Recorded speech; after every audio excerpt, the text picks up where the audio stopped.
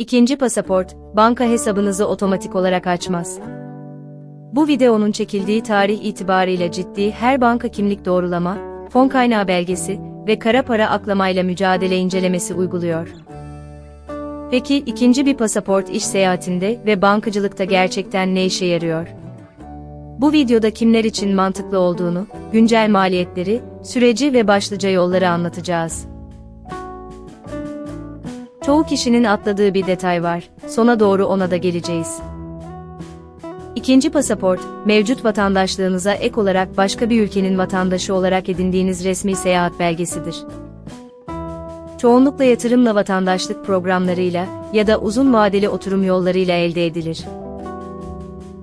Bankacılıkla ilişkisi şurada, bankalar hesap açarken müşterinin vatandaşlığına, ikamet durumuna ve vergi mukimliğine bakar.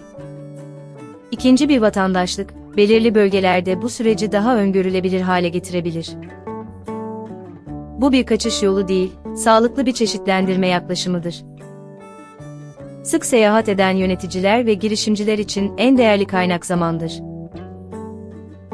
Daha güçlü bir belge, birçok ülkeye vizesiz veya kapıda vize ile girmenizi sağlayabilir. Bu da son dakika toplantılarını ve fuar katılımlarını kolaylaştırır. Bir pasaportunuz yenileme sürecindeyken diğeriyle seyahate devam edebilirsiniz. Şunu da ekleyelim, vizesiz erişim listeleri ülkeler arası anlaşmalara göre düzenli değişir. Bu yüzden, gideceğiniz ülkenin giriş kuralını, seyahatten önce güncel resmi kaynaklardan teyit etmenizi öneririz. Bankacılık tarafında amaç, mevzuata uygun biçimde erişimi ve çeşitlendirmeyi artırmaktır. Varlıklarınızı farklı para birimlerinde tutmak, tek bir ekonomiye bağımlılığı azaltabilir. Hesapları birden fazla istikrarlı ülkeye yaymak operasyonel esneklik sağlayabilir.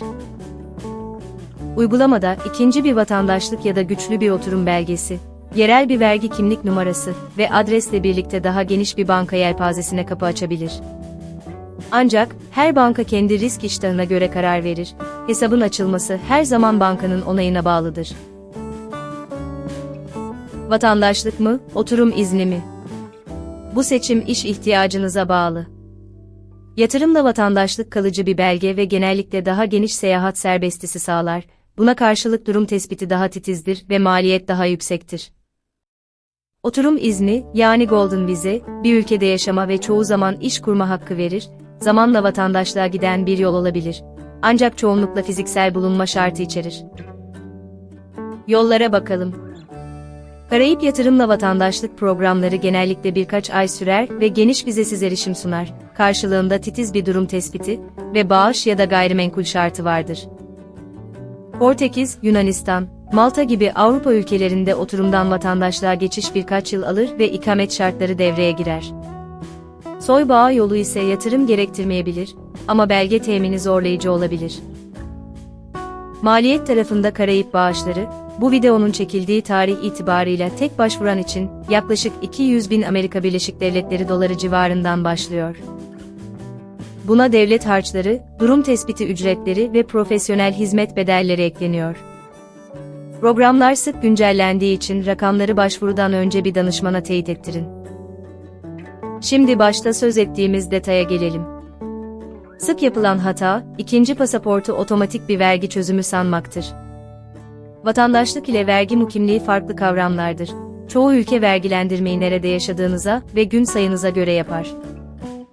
Ayrıca birçok ülke, ortak raporlama standardı yani CRS kapsamında finansal hesap bilgilerini otomatik paylaşır.